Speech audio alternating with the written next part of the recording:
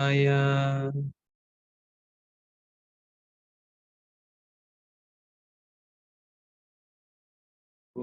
नमो भगवते वासुदेवाय। ओम नमो भगवते वासुदेवाय।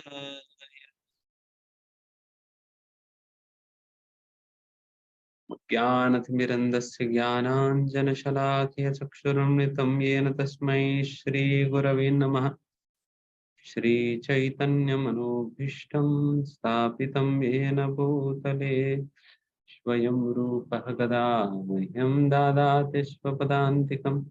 वन्देऽहं श्रीगुरून् श्रीयुतपदकमलं श्रीगुरून् वैष्णवांश्च श्रीरूपं साग्रजातं सहगण रघुनाथान्वितं त्वं सजीवं साद्वैतं सावधूतं परिजनसहितं कृष्णचैतन्यदेवं श्रीराधा कृष्णपादान् सहगण ललिता श्रीविशाखान्वितांश्च हे कृष्ण करुणा सिंधु दीनबंधु जगत्पते गोपेश गोपिका कांत राधा कांत नमोस्तुते सप्त कांचन गौरांगी राधे वृंदावनेश्वरी वृषभानुसुते देवी प्रणमामि हरिप्रिये वाञ्छाकल्पतरुभ्यश्च कृपा सिन्धुभ्य एव च पतितानां पावनेभ्यो वैष्णवेभ्यो नमो नमः।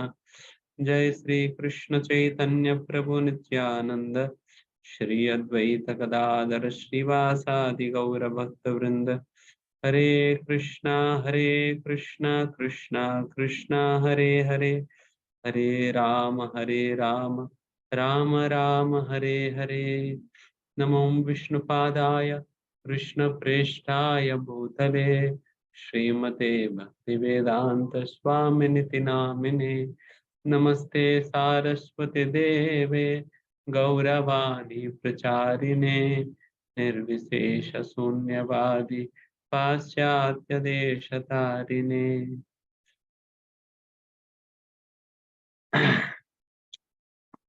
हाँ गौरा, हरे कृष्णा। सभी को स्वागत है। पिछले हफ्ते हम लोग कली पुरुष को कैसे मतलब यहाँ पर परीक्षित सारे जितने भी बातें धर्म रूपी बैल ने कहा है परीक्षित महाराज से, उसका रिस्पांस परीक्षित महाराज का क्या रिस्पांस रहा है, क्या क्या बातें परीक्षित महाराज जी कह रहे थे उस बैल से। तो ये सारे बातें हम लोग पिछले बार हम चर्चा कर रहे थे, तो उसी को ही अभी आगे हम कंटिन्यू करेंगे। बेसिकली हम कल लास्ट वीक हम ये जो धर्म रूपी बैल किस प्रकार से it never went to complain, Parikshit Maharaj को कंप्लेन करने नहीं गई हैं कि इसकी वजह से मेरे जीवन ऐसा हो गया है, तो इसने किया है, वो सारे बातें वो कह नहीं रहे। रादर वो एक सच्ची भक्त जिस प्रकार से जो कुछ भी उनका जीवन के अंतर्गत होता है उन सारा परिस्थितियों का जिम्मेदारी खुद ही उठाता है। उसी प्रकार से यहाँ पर जो कुछ भी हुआ है उनके जीवन के अंतर्गत वो अपने ऊपर ही लेते हुए, साथ ही साथ भगवान की योजना के अनुसार उसे स्वीकार करते हुए, भगवान की कृपा के रूप में देखते हुए वो कंप्लेन नहीं करी। इसके विषय में बहुत कुछ हमने चर्चा किया। फिर उसके उपरांत ये धर्म के जो चार पैर है वो चार पैर किस किस प्रकार से ये टूटता है और कैसे सतयुग से कलयुग की ओर आते वक्त किस प्रकार से धर्म के जो चार पैरों में से एक एक पैर टूटते हुए अभी कैसे एक ही पैर बचा हुआ है, वो भी लगभग टूट चुका है। तो ये सारे बातें हम पिछले बार हम लोग चर्चा किए थे। तो आज हम 25वां श्लोक गौरा। इदानीं धर्मपादस्ते सत्यं निर्वर्तयेद्यतः तं जिघ्रक्षति अधर्मोऽयं अनृतानेदितः कलिः। हरे कृष्ण प्रभु जी, दंड पुनः। अब तुम केवल एक पांव पर खड़े हो, जो तुम्हारा सत्य है, और तुम अब किसी न किसी प्रकार से जी रहे हो, किंतु छल से फूलने फलने वाला यह कलह रूप कली उस पांव को भी नष्ट करना चाह रहा है। प्रभु जी तात्पर्य पढ़ने। नहीं, धर्म का जो चार पैर, तपस्या, शौचम, सत्य और क्या है, दया, चार है। इन चारों में से तीन तो टूट चुका है, बस एक ही बचा हुआ है, वो है सत्य। इंडिया कब की बातें कर रहे हैं? 5000 साल पहले।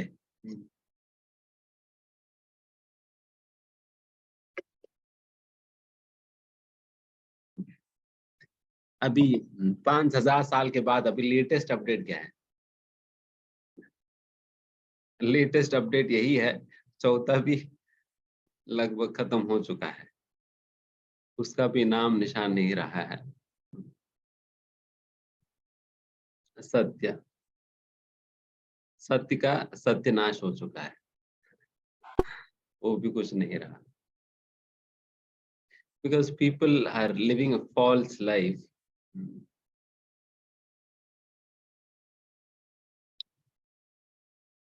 And being covered with falsity and duplicity. क्योंकि इस युग का कैरेक्टरिस्टिक से इस प्रकार से कहा जाता है कि it is an age of quarrel and hypocrisy. Hypocrisy मतलब लोग बहुत झूठे हैं, इन द सेंस कि डुप्लिसिटस है, दिखाते कुछ, करते कुछ, ये हिपोक्रेसी होता है। एंड कहने में और दिखाने में फर्क है, देन फिर सत्य का तो नाश ही हो रहे हैं ना यहाँ पर। तो this is what it means.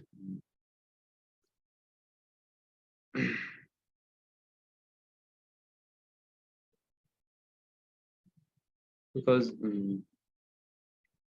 जैसा इस तात्पर्य में श्रील प्रभुपाद जी लिखते हैं,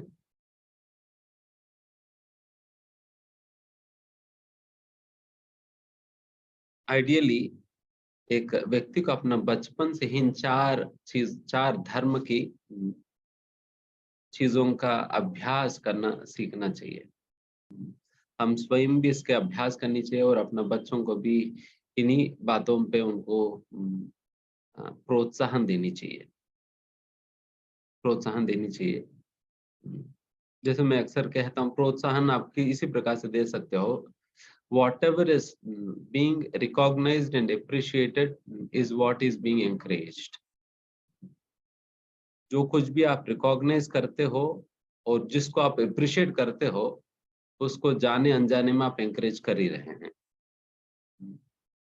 जाने अनजाने में हम एंकरेज कर ही रहे हैं। तो इसलिए ये चार चीजें जब कोई बच्चा करता है, देन फिर उनकी एंकरेजमेंट और एप्रिसिएशन होता है, एप्रिसिएशन एंड कुछ रिवार्ड, रिकॉग्निशन होता है, देन फिर बच्चे ऑटोमेटिकली वो चीजें करने के लिए प्रोत्साहित होंगे।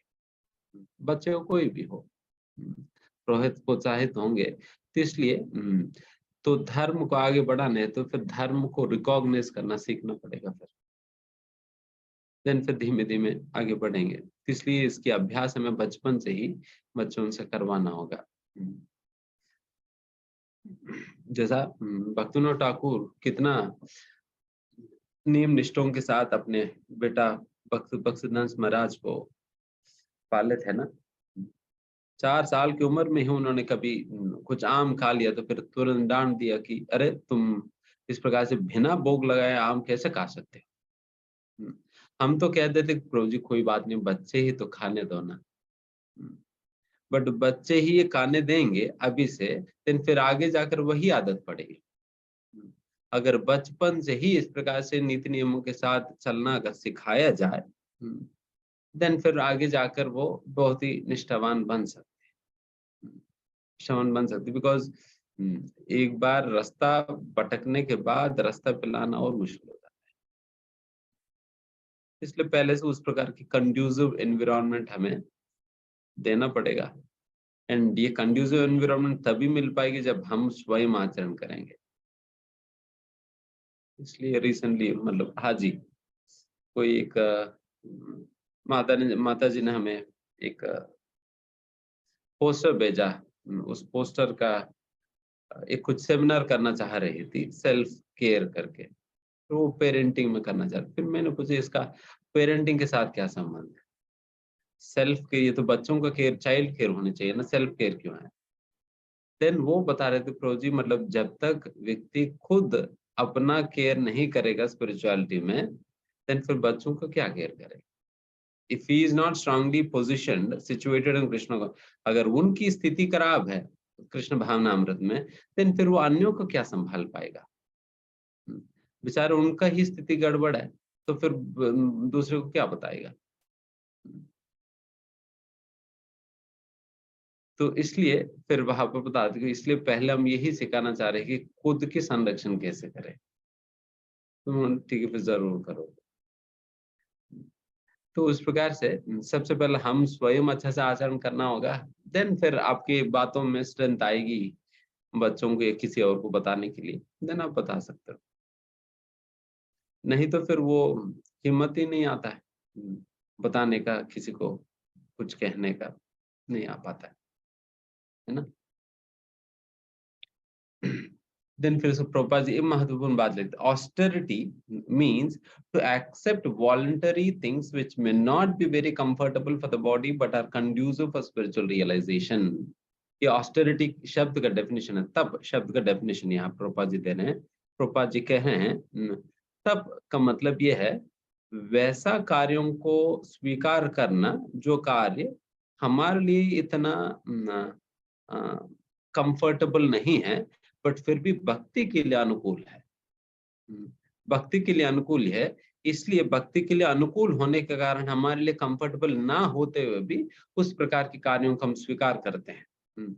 इसको ऑस्टेरिटी या तपस्या कहते हैं। Voluntary acceptance of suffering for the which are suffering situations which are conducive for devotional service। भक्ति के लिए जो अनुकूल चीजों को हम स्वीकार करें, चाहे वो सफरिंग भी क्यों ना हो। तो उस प्रकार से ये तप होता है। एंड ये तप के अंदर जैसा प्रभुपाद जी यहाँ पर उदाहरण देते हैं, फास्टिंग, उपवास रखना। उपवास रखना तो फिर इतना तो अच्छा तो नहीं लगता है किसी को, बट फिर भी रख लेते हैं ना। उपवास रखते हैं हम, एकादशी के दिन उपवास रख देते हैं, जन्माष्टमी, माधव तिथि इत्यादि, ये सब चीजों पे हम उपवास रखते हैं। उस प्रकार से उपवास रखना चाहिए। उपवास रखना चाहिए। एंड बट वैसा वैसा उपवास और व्रत इत्यादि नहीं रखना चाहिए जो कि वैष्णव संप्रदाय के अंतर्गत सूचित नहीं किया हुआ है। एंड जिन तपस्या करने से हमें आध्यात्मिक बल तो दूर की है, हम केवल अपना शरीर को ज्यादा पीड़ा दे रहे हैं। तो उस प्रकार जैसे कई बार हम देखते हैं कि जैसा हमारा गांव में, वहां पर लोग करते थे कि देवी पूजा कर, देवी पूजा में क्या करते थे कि वो मतलब लिटरली वो अपने जिह्वा में वो त्रिशूल डाल देते थे। हमें देखकर ही डर लग जाता था कि जिह्वा पर त्रिशूल वो पोक कर देते थे। एंड फिर वो लोग नंगे पैर वहां पर ये डाल के, वो क्या है, व्हाट इज वो फायर, फायर डाल के फायर पे चलते थे नंगे पैर। तो इतना पीड़ा देने का जरूरत होता है क्या? फिर मुझे लगता था कि ऐसा करने से क्या भगवान प्रसन्न हो जाएंगे, क्या हो जाएंगे, मुझे समझ नहीं आता था। तभी पता चले वो सारा तामसिक तपस्या है। जिसमें केवल शरीर और शरीर के अंतर्गत स्थित परमात्मा को जब पीड़ा दिया जाता है, इस प्रकार की, वो तामसिक तपस्या में आता है, जो कि शास्त्रों में सूचित नहीं किया हुआ जैसे तपस्या, तो तामसिक तपस्या में कहा। पता नहीं वो शास्त्र में दिया नहीं दिया, बट जो भी शास्त्र में नहीं दिया तपस्या, एंड फिर साथ ही साथ अगर कोई शरीर को इस प्रकार से बहुत पीड़ा दिया जा रहा है, फिर ये तामसिक तपस्या होता है। तो वैसा तपस्या हमें नहीं करनी चाहिए। एंड कई बार लोग प्रोजी हम हर मंगलवार को उपवास रखते हैं। कोई हर शुक्रवार को रखता है। तो बताओ कि हर मंगलवार को रखने की, उपवास रखने की कौन सा शास्त्र में बताया गया है? बस ऐसे ही रख लेते हैं लोग। बस हमारा फेवरेट है हनुमान जी, और कोई कहता है हमारा फेवरेट लक्ष्मी जी है, तो फिर शुक्रवार को रख लेंगे। तो तो ये सारे इस प्रकार की तपस्या करने की जरूरत नहीं है। खास करके जब हम उम, वैष्णव पद की जब हम अनुसरण कर रहे हैं, तो ये सारे तपस्या अनुसरण करने की जरूरत नहीं है। हमें केवल एकादशी के दिन हम उपवास रखें। एंड बाकी जो जन्माष्टमी, आचार्यों का जन्म, तिरोभाव दिवस के समय पर जब उपवास रखने के लिए कहा जा रहे हैं, तो उस समय रखें। उस समय रखें। बाकी अन्य समय रखने का या उतना सारा चीजें करने की जरूरत नहीं है। बिकॉज़ हम जब अनन्य भक्ति को स्वीकार करते हैं, तब हम न तब हम बाकी सारे देवी-देवताओं के संबंध में जो कुछ भी व्रत, होम इत्यादि, वो सारा कुछ हम करते नहीं हैं। हुँ, करते नहीं हैं। अच्छा, नवरात्रि। जनरली हम नवरात्रि भी नहीं रखते हैं। हुँ, नवरात्रि भी नहीं रखते हैं। देखिए, वैसा अगर आप मान लीजिए कि रख के अगर हरे कृष्ण महामंत्र की जप करने में आपको ज़्यादा समय मिल जा रहे हैं, तो कोई बात नहीं, रखिए, क्या दिक्कत है? तो 4-5 माला और बढ़ा दीजिए। व्हाटएवर टाइम यू सेव, जो भी समय आप सेव कर रहे हैं, तो वो समय आप भगवान की नाम ले लीजिए। जैसे अब महाशिवरात्रि ये भी ऑप्शनल है। अगर आप रखना चाहें तो रख सकते हैं, बट जो करनी चाहिए वो कीर्तन करिए और भागवतम पढ़िए, भगवत गीता पढ़िए। और इस प्रकार से आप हरे कृष्ण महामंत्र की जाप और बढ़ाइए, तो इस प्रकार से करिए। तो इसी से ही शिव जी भी संतुष्ट हो जाएँगे। शिव जी भी इसी से ही संतुष्ट होंगे। जितना आप कीर्तन करते हो। जैसा हम जब कानपुर में रहते थे, हमारा आईआईटी कानपुर में कैंपस के अंतर्गत एक छोटा-सा शिव मंदिर है। हुँ, तो फिर शिवरात्रि के दिन हम सभी लोग जो है वहाँ पहुँच जाते थे। फिर वहाँ शिव जी के सामने बैठ के खूब कीर्तन करते 2-3 घंटे। फिर शिव जी खुश होने के बाद हम आ जाते थे। तो इस प्रकार से हम करते थे। तो वैसा करिए, क्या दिक्कत है? बट ढंग पता होना होगा। श्रद्धा कभी नहीं हिलना, अनन्यता में कभी अभाव नहीं आनी चाहिए। अनन्यता में कभी अभाव नहीं आनी चाहिए। ऐसा नहीं कि वो ये देवी पूजा आ गया तो देवी में लग गया, फिर गणेश जी का चतुर्दशी आ गया, गणेश जी को पकड़ लिया। आजकल तो उनका टाइम चल रहे हैं, तो उनको पकड़ेंगे। आजकल शनिदेव की है, शनिवार है, शनिदेव है, शनिवार वहाँ जाएँगे। तो ये सारा गेम नहीं चलेगा। हुँ। ये सारा गेम नहीं चलेगा। अनन्यता मतलब कृष्ण ही है। हुँ, कृष्ण मतलब कृष्ण ही है, चाहे संडे हो, मंडे हो, शनिवार हो, जो भी हो। हम पार्टी बदलेंगे नहीं, कभी बीजेपी, कभी कांग्रेस। तो ये सारा पार्टी नहीं बदलेंगे। हमेशा एक ही पार्टी है, कृष्ण का। हुँ, हमेशा यही पार्टी है। क्योंकि अल्टीमेटली यही पार्टी जीतने वाला है ना। क्योंकि गीता में तो भगवान ने कहा नहीं है, यत्र योगेश्वरो कृष्णो यत्र पार्थो धनुर्धरः तत्र श्री विजयोर्भूतिर् ध्रुवानीतिर्मतिर्मम। संजय बता रहे थे कि जहाँ पर भगवान कृष्ण है और जहाँ पर अर्जुन जैसा भक्त है, देन फिर वहां पर तत्र श्री विजय, वहां पर विजय निश्चित है।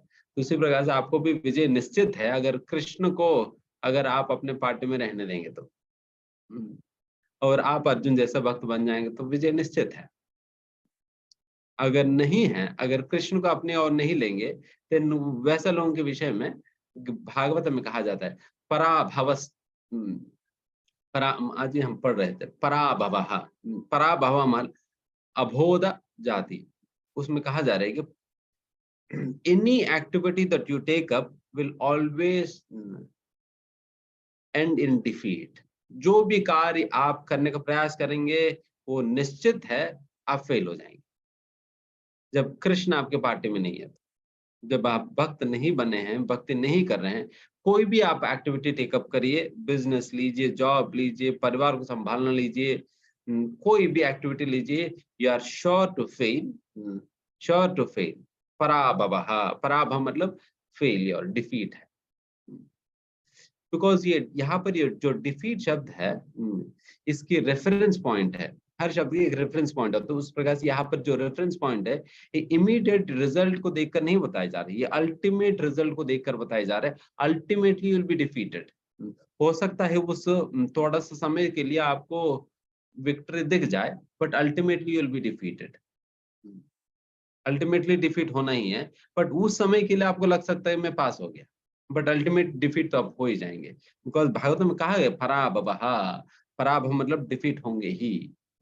बट वही दूसरी ओर जब भगवान को अपने साथ लेंगे तो फिर तत्र श्री विजयो भूतरि, विजय तो निश्चित है। तो इस प्रकार से तो पार्टी मत बदलिए, हमेशा कृष्ण की पार्टी में रहिए, जीत अपनी है। बस धैर्य रखिए, धैर्य रखिए, जीत अपनी है। ठीक है। तो ये तपस्या होता है। एंड नेक्स्ट हमें, जैसे मैंने कहा, बाकी कोई और व्रत करने की जरूरत नहीं, केवल वैष्णव संप्रदाय के अंतर्गत जो भी व्रत सूचित किया जा रहा है वो व्रत आप लोग रखिए। जैसे आचार्यों की आविर्भाव तिरोभाव दिवस पे, उसी प्रकार से भगवान की जन्म तिथि पे, उसी प्रकार से हर एकादशी को, इस प्रकार से जो भी उपवास करने के लिए कहा जा रहा है वैसे उपवास रखिए। बाकी और अन्य कोई व्रत रखने का कोई जरूरत नहीं है। एंड एंड एंड एक और बात है कि प्रभुपाद यहाँ पर एक बात कहते हैं कि सिंपली इस प्रकार के तप करने से भी आ, काम नहीं होने वाली है। क्या केवल मैं खाना खाए बिना रह जाऊं तो फिर क्या भगवान को मैं प्रसन्न कर पाऊंगा? कुछ सक्रिय रूप से मुझे कार्य भी तो करना होगा ना भगवान के प्रति, that actually pleases Krishna. Krishna कुछ सक्रिय रूप से कार्य भी करना होगा। एंड वो कार्य, जैसा हम जो कुछ भी खाना खाए बिना जब हम रहते हैं, देन फिर वो सारा समय जो हम बचाते हैं, तो उस समय हम भगवान की सेवा में उसके उपयोग करनी चाहिए। नाम जप करनी चाहिए, भागवत पढ़नी चाहिए, गीता पढ़नी चाहिए, कुछ और सेवा करनी चाहिए, उस प्रकार सक्रिय रूप से उसके प्रयोग करनी चाहिए। ऐसा नहीं हम अपना ऑफिस में ही अपना काम धंधा में ही लगे रहे। जब आप समय सेव कर रहे हो उस समय को आप इस प्रकार से सक्रिय रूप से भगवान की सेवा में लगाइएगा। तो ये भी पॉइंट हमें याद रखना। इसलिए उपवास शब्द का ही अर्थ होता है वाशहा मतलब रहना, उप मतलब नजदीक, नजदीक में रहना को उपवास कहा जाता है। किन के नजदीक में? भगवान के नजदीक में रहा जाता है। बाकी सारा काम वगैरह इत्यादि उस दिन कम से कम करते हुए हम ज्यादा से ज्यादा समय भगवान के नजदीक में बिताने का जो क्रिया है उसको उपवास कहा जाएगी। एंड भगवान के नजदीक से हमें थोड़ा सा जाना पड़ता है बारंबार, इसलिए फिर खाना पीना थोड़ा कम किया जाता है, ताकि बार बार खाएंगे तो बार बार जाना भी पड़ेगा। तो इसलिए फिर कम खाया जाता है और समय का बचत करके फिर भगवान के संग में बिताया जाता है। क्योंकि ज्यादा खाएंगे तो सोना भी पड़ेगा और फिर बाथरूम भी जाना होगा, दोनों बच जाएगी। खाने का समय बच गया, बाथरूम का समय बच गया, सोने का समय बच गया, तो फिर सारा समय क्या करेंगे? जाप करेंगे, सेवा करेंगे भगवान। तो उस प्रकार से सक्रिय रूप से उसको उसकी उपयोग हमें करनी चाहिए, तब जाकर कोई उपवास कहा जा सकता है उसे। नहीं तो वो कोई उपवास नहीं है ना।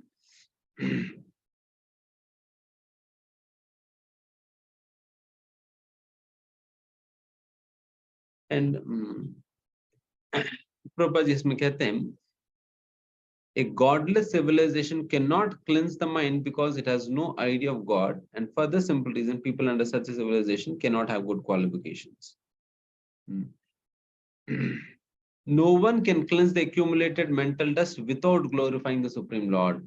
कोई भी किसी भी प्रकार के कार्य करके अपने हृदय का शुद्धिकरण नहीं कर सकते हैं, केवल एक ही कार्य से हृदय को शुद्धिकरण हो पाएगी, वो है भगवान की कीर्ति गाना।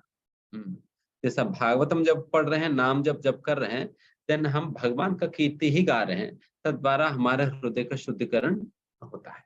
तो इसलिए हमें नाम जप और भागवत पठन हमें नियम से हमें करते रहना चाहिए। ठीक है,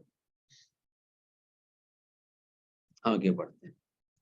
इयं च भूमिर्भगवता नाशितोरुभराशति श्रीमद्भिस्तत्पदन्यासैः सर्वदा कृतकौतुका। निश्चय ही पृथ्वी का बोझ श्री भगवान द्वारा तथा अन्य अवतारों द्वारा भी कम किया गया था। जब वे अवतार के रूप में विद्यमान थे, तब उनके शुभ पद चिन्हों द्वारा समस्त कल्याण संपन्न होता था। जब भगवान स्वयं उपस्थित थे, तो भगवान जब चलते थे, भगवान की जो चरण कमलों की जब निशान जब पृथ्वी के ऊपर पड़ता था, तो उसी से पृथ्वी का सारा भार खत्म होता था, खत्म होता था। तो इस प्रकार से पृथ्वी जो है जब भगवान को धारण करी है, देन फिर उनके भार उसी से कम हुआ। इसलिए उसी प्रकार से अगर हम भी भगवान को अपने हृदय में धारण करें, देन हमारा जीवन के अंदर भी जो भी भार हमें अनुभव हो रही है, तो सारा भार मिट जाता है। इसलिए भागवतम के अंतर्गत जब वसुदेव जी जब भगवान श्री कृष्ण को मथुरा से जब गोकुल पहुंचा रहे थे, देन वसुदेव जी ने भगवान श्री कृष्ण को अपना गोदी में लिया। गोदी में लेकर जब पहुंचाने जब गए थे, देन फिर सुखदेव गोस्वामी वसुदेव को संबोधित करते हुए कहते हैं कि ये तो कृष्ण वाहा, कृष्ण वाहा मतलब जो कृष्ण को अपने गोदी में लेकर ले जाने वाले एक वाहन की तरह है। वसुदेव जी एक वाहन बन गए भगवान के लिए लेकर चलने वाला। इस प्रकार की, बिकॉज हम हमेशा किसी न किसी को तो अपना हृदय में धोते ही है, किसी न किसी को उठाकर चलते ही है हमेशा। तो इस प्रकार से किसी और को, किसी और बातों को हम अपना हृदय में धारण करके चलने के बजाय भगवान को ही अपना हृदय में धारण करके भगवान का ही वाहन बनकर हम चले, तो भगवान का जैसा देन फिर क्या लाभ है।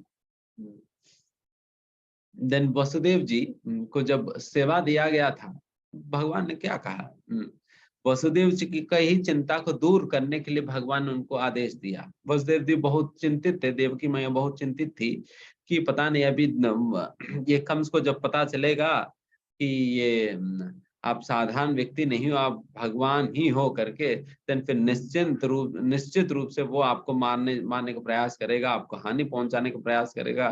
तब क्या होगा हमें पता नहीं है, तो हम उस स्थिति में आपको देख नहीं सकते। आप फिर करके वो बहुत चिंतित थी देवकी। देन फिर उनकी चिंता देखते हुए भगवान ने कहा, हालांकि भगवान को कौन क्या कर सकेगा, बट देवकी मैया की ऐसा वात्सल्य भावना थी कि वो बहुत ही चिंतित था कि क्या हो जाएगी करके। देन फिर वसुदेव जी की और देवकी की भावना को देखते हुए भगवान ने आदेश दिया कि ठीक कोई बात नहीं, मुझे आप यहाँ से गोकुल पहुंचा दीजिए। देन फिर वसुदेव जी को जब ये आदेश दिया गया था, बट आदेश ही दिया गया था, बट इसको करने को उपाय नहीं बताई गई थी, कैसे किया जाए ये सारा उपाय नहीं बताया गया था।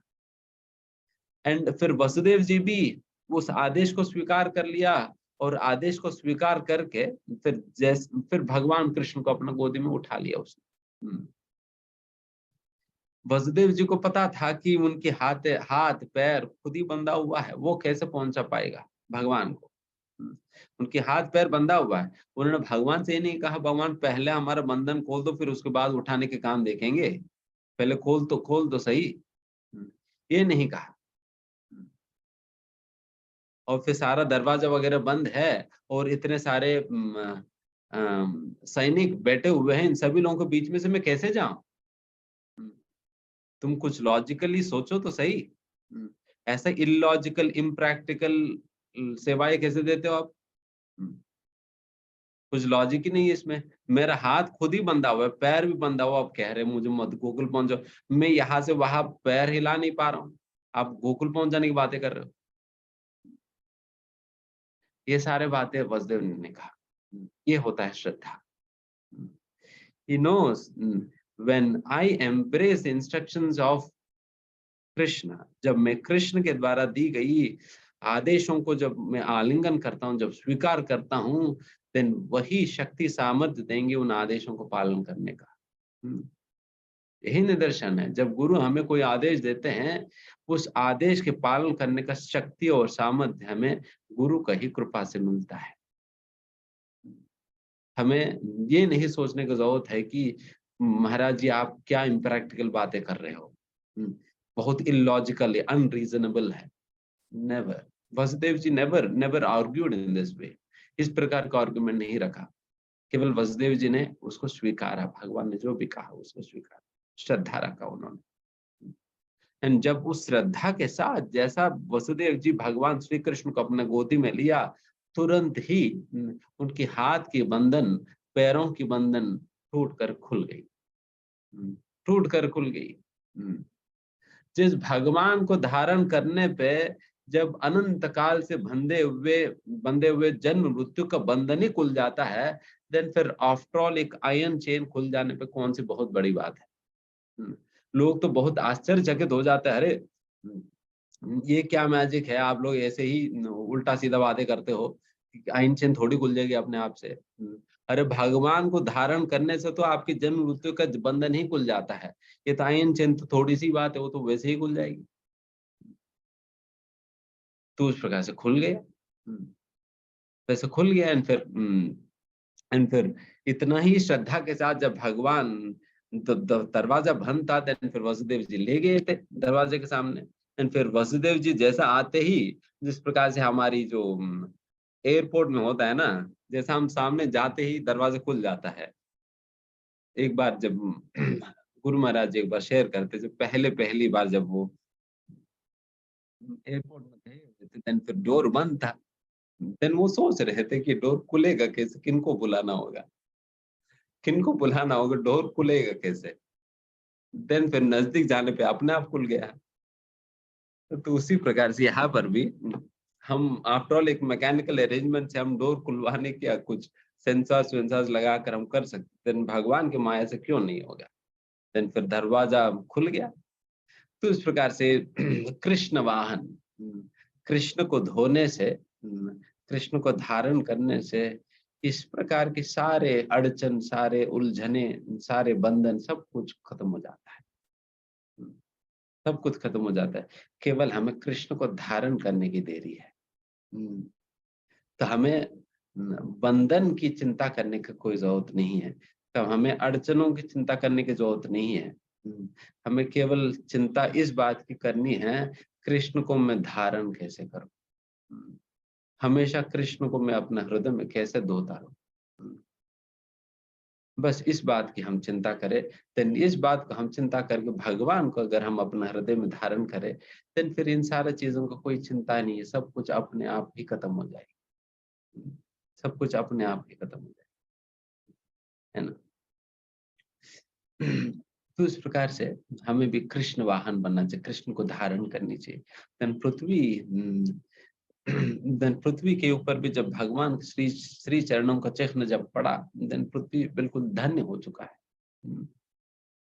धन्य हो चुका है। इसलिए वो जीवन भर याद रखती है कि जिस दिन भगवान उनकी शरीर पे जब नंगे पैर चले थे, उन दिनों को तो याद रखती है पृथ्वी। एंड वो जो निशान जो उनके हृदय पे पड़ी है, तो निशान को बिल्कुल संभाल कर रखती है ताकि कभी वो छूटे ना। तो इस प्रकार की अद्भुत संबंध है पृथ्वी का भगवान के संग में। वैसा पृथ्वी भूदेवी कहा जाता है। भूदेवी तो विष्णु का ही एक पत्नी है, एक पत्नी है। जैसा आप तिरुपति जाएंगे, तिरुपति में भगवान बालाजी जो कि स्वयं नारायण है, तो उनका दो पत्नी है, श्री देवी और भूदेवी। श्री देवी लक्ष्मी जी और भूदेवी भू माता है। तो भूदेवी भगवान की पत्नी है। एंड वही जाकर फिर वो तिरुपति में जो पद्मावती देवी के रूप में अवतार लेती है बालाजी के वृत्तांत में, पद्मावती देवी के रूप में अवतार लेती है। अत्यंत सहनशील है भू माता।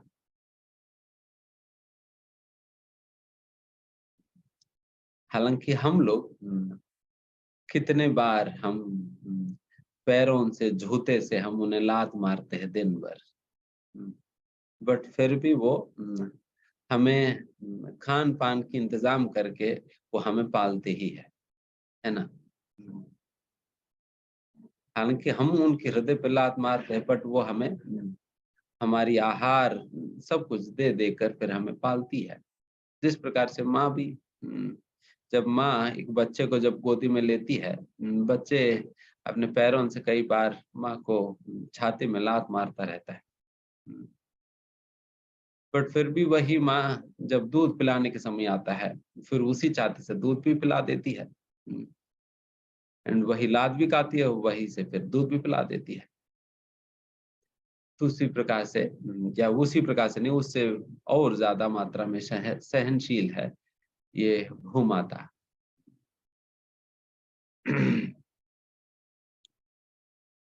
So although we exploit her like anything, हालांकि हम उनकी शोषण करते हैं, बट वे हमें हमारे पोषण करती है। हम उनकी शोषण करते हैं। इदम धार्यते जगत। ये गीता में भगवान जब ये भौतिक सृष्टि के विषय में वर्णन करते बताते हैं कि भूमिरपो नलो वायुर्कम मनो बुद्धिरेव च अहंकार इति यम्मे भिन्ना प्रकृतिरष्टधा। ये 8 तत्वों से बना हुआ है सारा भौतिक सृष्टि। ये 8 तत्व इस प्रकार से करके सारी चीजें बताते हैं। फिर उसके अगले श्लोका में ही अपरयम इतस्त्व अन्यम, इस जो अपरा शक्ति के अपरा शक्ति से अलग होते हुए अन्यम, इसके अलग एक पराशक्ति है। ये वो क्या है? जीवभूत महाबाहु। तो वो जीव शक्ति है। एंड ये जीव शक्ति क्या करती है? इधम धार्यते जगत। उनको कोई काम नहीं है, वो जगत की इस पृथ्वी का वो शोषण करता रहता है। ये जीव मतलब कौन है? हम सभी है। हम क्या कर रहे हैं? इस जगत के शोषण करते रहते हैं। ये हमें पोषण करेगी और हम उनके शोषण करेंगे। सो this is how it happens. ठीक है। सोचती अश्रुकला साध्वी दुर्भागे वो जिता सती अब्रह्मण्य नृपा व्याजा शूद्रा भोक्षन्ति मामिति। अब यह सती दुर्भाग्यवश श्री भगवान द्वारा प्रत्यक्त होने के कारण अपने नेत्र में अश्रु भरकर अपने भविष्य भाग्य के लिए शोक कर रही है, क्योंकि अब वह शासक जैसा स्वांग करने वाले निम्न जाति के पुरुषों द्वारा शासित तथा भोग्य है।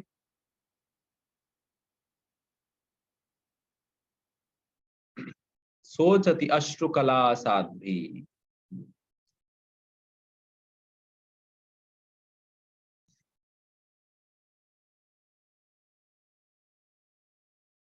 एंड पृथ्वी के विषय में नाउ शी, मतलब किन के विषय में बताए जा रहे हैं?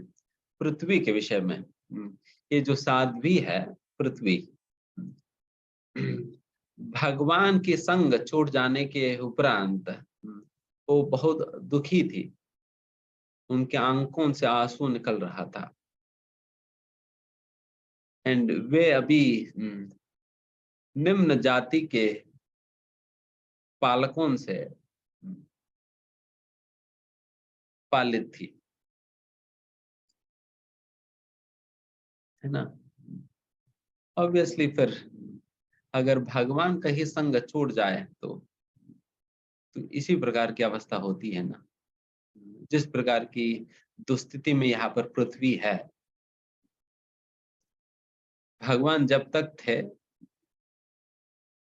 तब तक बहुत खुश थी पृथ्वी। तो जैसा भगवान की संगति छूटा तो फिर वैसे ही बहुत दुखी होने लगी। उसी प्रकार से हमारे भक्तों का भी जीवन में यही अवस्था है। भगवान जब तक रहेंगे तब तक है, तब तक ही ये सारा आनंद है। एंड जिस दिन फिर भगवान का संग छूट जाता है, फिर उस दिन फिर उसी समय से फिर हम सारा समस्याएं, दिक्कतें इत्यादि शुरू हो जाता है। इसलिए हमारे यही प्रयास होनी चाहिए, सततम कीर्तयन्तो माम, हमेशा भगवान के कीर्तन करके भगवान के संग कभी ही ना छूटे। यही साधक का प्रयास होनी चाहिए। साधक साधक साधना में क्या करता है? He simply has to ensure that he would never ever be separate from the Lord even for a moment. एक क्षण के लिए भी भगवान की संगति छूटे ना, बस इसी डायरेक्शन में उनकी प्रयास चलनी चाहिए। भगवान तो अपने आप को अनेक रूपों में उपलब्ध करा ही रहे हैं ना। भगवान अपने नाम के रूप में प्रकट हो गया। कली काले नाम रूपे कृष्णावतार, कली काले नाम रूपे कृष्णावतार, नाम के रूप में भगवान प्रकट हो गए। तो नाम की संगति करो, नाम की संगति करो। तो इस प्रकार से भगवान अपने आप को श्री विग्रह के रूप में, नाम के रूप में और भक्तों के रूप में, तीर्थ धाम के रूप में, प्रसाद के रूप में, इस प्रकार से अनेक अनेक रूपों में भगवान अपने आप को उपलब्ध करा रहे हैं। केवल इस रूप की, इस मौका की फायदा उठाकर हमें भगवान की संगति करनी, बस इसी बात। इन सारे रूपों में सबसे अद्भुत और दयाद्र रूप है भगवान के नाम, भगवान के नाम। बिकॉज आप जब धाम जाएंगे तभी तो धाम की संगति मिल पाएगी ना। हर समय तो धाम में तो रह नहीं पाएंगे। श्री विग्रह के पास भी जाने के लिए इतने सारे नीति नियम हैं, और उसी प्रकार से बाकी सारे अन्य रूपों का अप्रोच करने का कोई ना कोई समय, परिस्थिति, उनकी पाबंदी होता है। बट भगवान के नाम में स्मरणे न कालः, कोई पाबंदी नहीं है। He is always yours, वो हमेशा आपके हैं। चाहे कोई हो या चाहे कोई ना हो, वो हमेशा उनकी संगति में आप रह सकते। So you can never be alone if you always chant. अगर भगवान के नाम निरंतर स्मरण करेंगे देन कभी आप अकेला नहीं हो। जैसे मैं जब ट्रैवल करते हैं, जैसा आज भी मैं, हम तो फिर अकेले ही जाते हैं आते हैं मोस्टली। तो फिर जब हम कहीं जाते हैं, दूर जाते हैं, साउथ इंडिया या फिर महाराष्ट्र वैसा, फिर एक एक दिन लग जाता है, 25-26। तो साउथ इंडिया जाते हैं तो फिर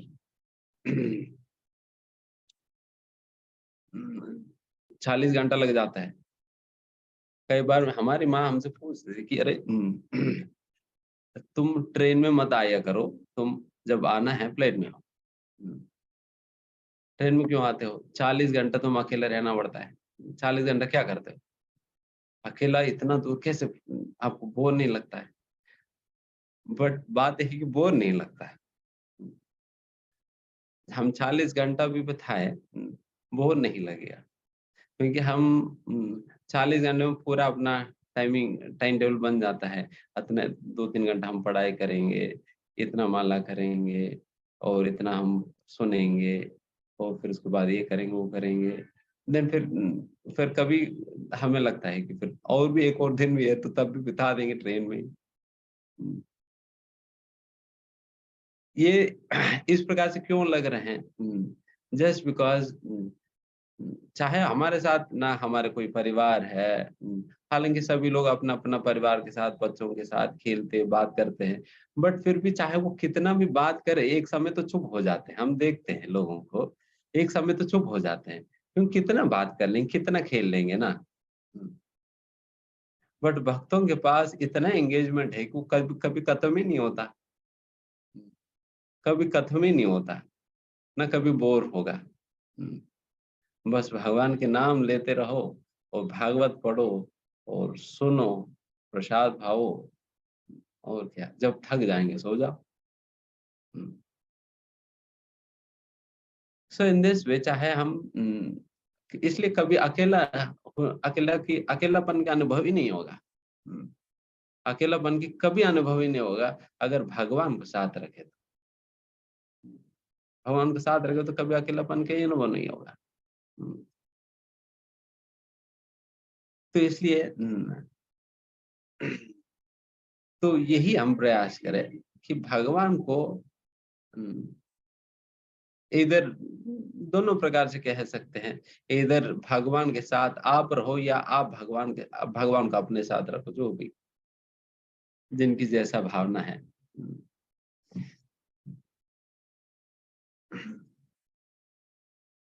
एक जगह पर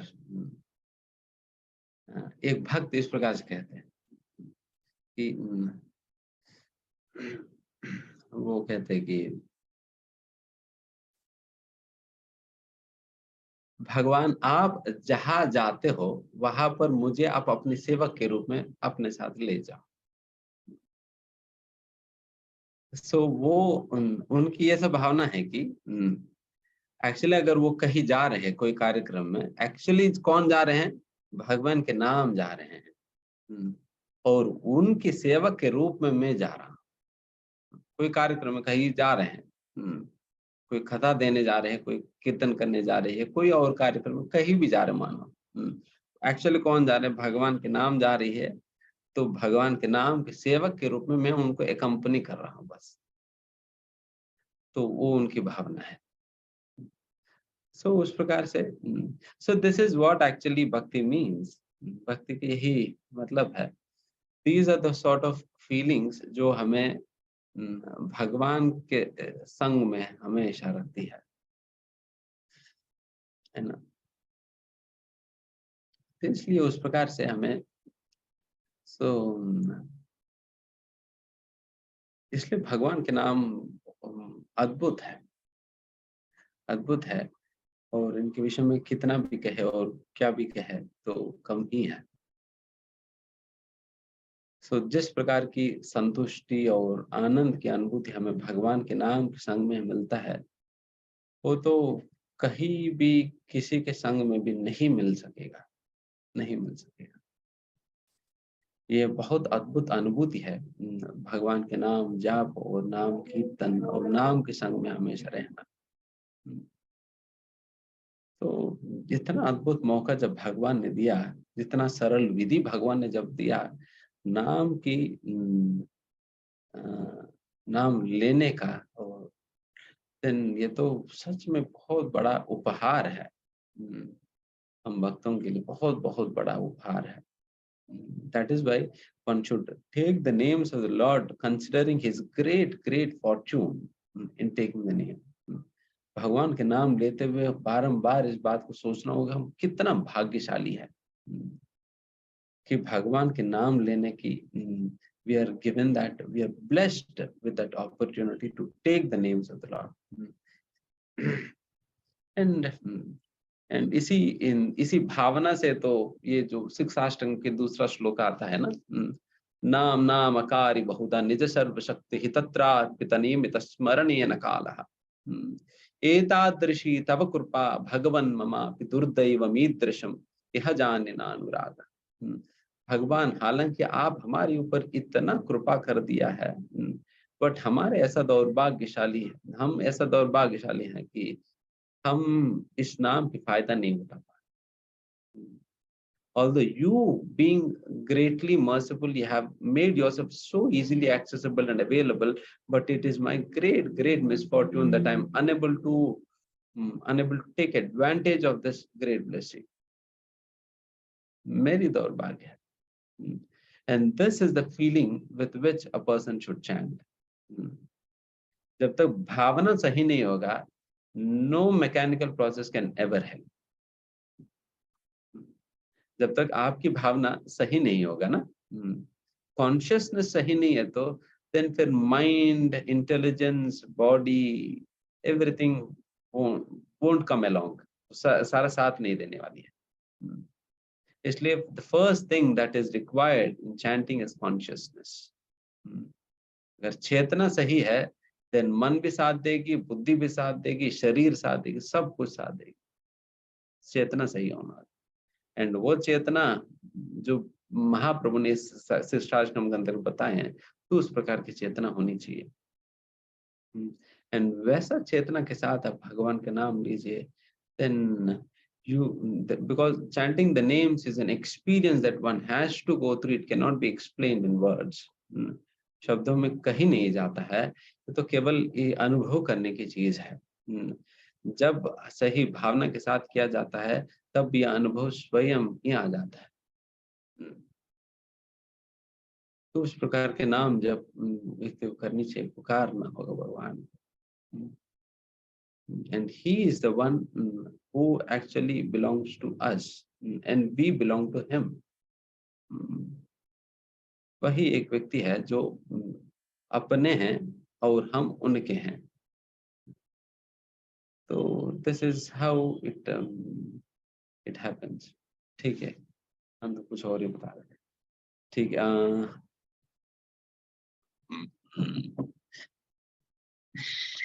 ठीक है, खोए भी तो सही जगह ही खोए थे.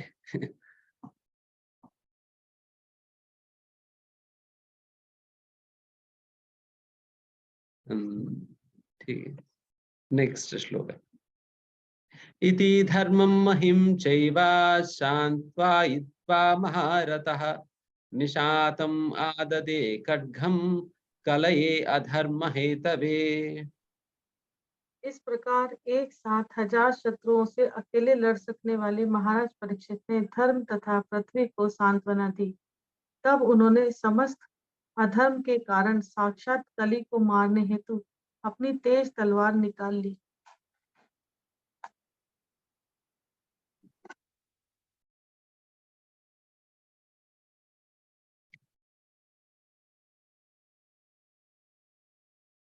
तो उस प्रकार से यहाँ पर परीक्षित महाराज धर्म और पृथ्वी, पृथ्वी किन के रूप लिया हुआ है यहाँ? गाय, और धर्म बैल बनी है, गौरा.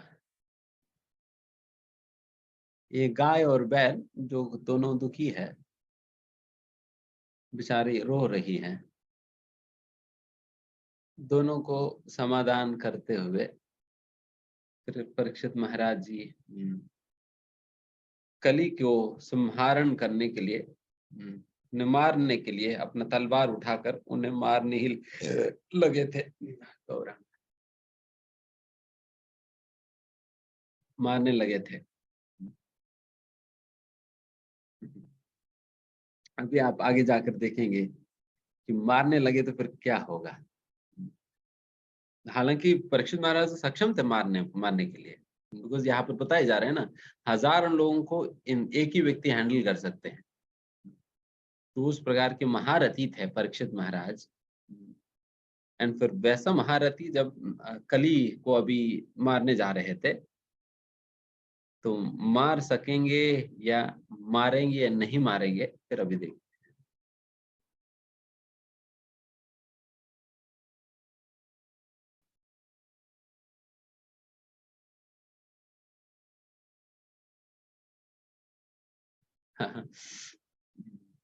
यहाँ पर पोपा जी लिख रहे हैं कि एक कलयुग के अंतर्गत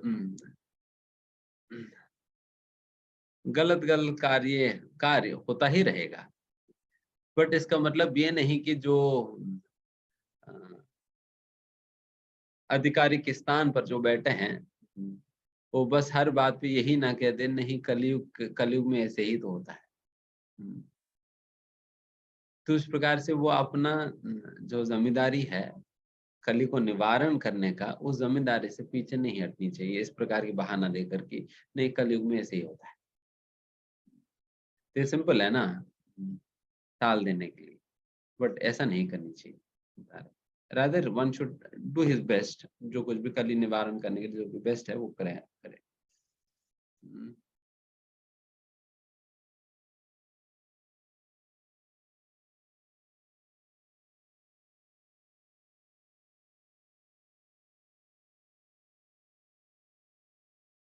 एंड एक्चुअली राजा के ऊपर निर्भर होता है, इसलिए कहते हैं ना यथा राजा तथा प्रजा। या जिस प्रकार की राजा होता है तो उसी प्रकार की प्रजा भी होगा। तो आज के समय पे नेताएं भी उसी प्रकार के हैं। नेताएं मतलब it can be the king, राजा राजा भी हो सकता है, जो राज्य की नेता है, पॉलिटिशियंस, एंड साथ ही साथ एक परिवार के अंतर्गत एक माता पिता भी नेता है, एंड एक टीचर भी नेता है। तो वो सभी, जब नेता कहा जा रहा है सभी ही लोग हैं।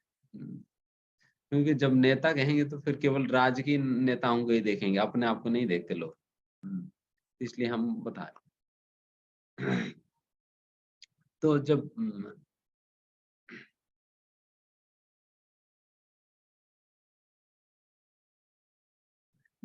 जिस प्रकार की नेताएं रहेंगे तो उसी प्रकार का प्रजा बनेंगे। क्योंकि अगर राजा कोई भी पाप करेंगे तो उसका फल सारा प्रजा को भी भुगतना होता है। जैसा रामायण के अंतर्गत एक छोटा सा वृत्तांत आता है, उसमें एक समय पर रोमपाद महाराज, वे ये दशरथ महाराज का समकालीन थे। रोमपाद महाराज वो एक समय पर एक साधु पुरुष के प्रति एक जघन्य अपराध कर लेते हैं। उसकी वजह से उनका पूरा राज्य में ड्रॉट, ड्रॉट को क्या कहेंगे, बीड या क्या कहते हैं, बीड, बाढ़ नहीं, बाढ़ नहीं, समथिंग, ड्रॉट, ड्रॉट आ गया, मतलब सारा सूख, सूखा सूखा प्रभु। सूखा सूखा सॉरी सूखा सूखा आ गया। मतलब फिर कहीं कोई कुछ उग नहीं रहा था, बारिश नहीं है, उस प्रकार का हो गया। देन फिर वापस अकाल, यस, वापस एक शुद्ध, एक बहुत ही तपस्वी व्यक्ति को, ऋषि श्रृंगा करके तपस्वी व्यक्ति को लाया जाता है उस राज्य में, तुरंत फिर बारिश होने लगता है। नहीं तो फिर उस राजा ने, अपराध तो राजा ने किया, बट सारा का सारा राज भोग रहा। उसी प्रकार से कई बार लोग पूछते प्रभु जी, हम गलत करेंगे तो क्या हमारा परिवार को भी मिलेगा? क्यों नहीं मिलेगा? क्योंकि सभी तो आप ही की कमाई खा रहे हैं। सभी को मिलेगा। क्योंकि फिर यहाँ पर बताइए ना, तो फिर राजा ने गलती किया, बट सारा प्रजा को भुगतना पड़ रहा था उसी प्रकार से।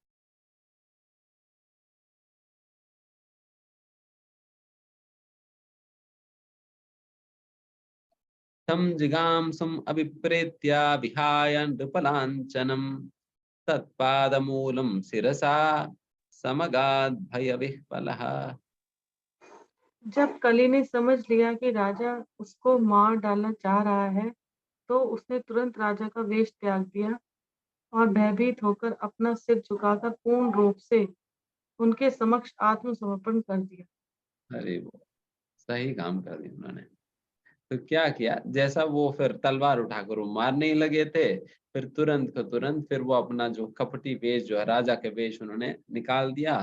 फिर वो अपनी असली वेश में फिर वो राजा के सामने झुककर फिर उनकी आश्रय ले रहे थे।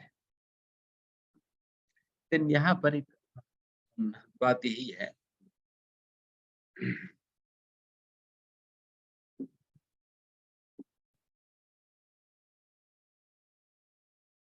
आश्रय तभी दिया जाता है जब कम से कम कपट तो हमें अपने आप से छोड़ना हो। कपट तो हमें खुद से छोड़ना पड़ेगा। एक खुद से छोड़े, देन फिर आश्रय लेने का कोई मतलब है। जैसे यहाँ पर इस कली ने जिस जो भी वेश था, राजा के वेश उसने उतार दिया। उसने उतार दिया, देन फिर उसके बाद he is going to surrender, समर्पित कर रहे थे। उसी प्रकार से कपट को निकालना पड़ेगा। भगवान के आश्रय में आना है, कपट को निकालना होगा, तभी भगवान आश्रय देंगे। क्योंकि दुगलापन न अच्छा नहीं है। अच्छा नहीं है ये।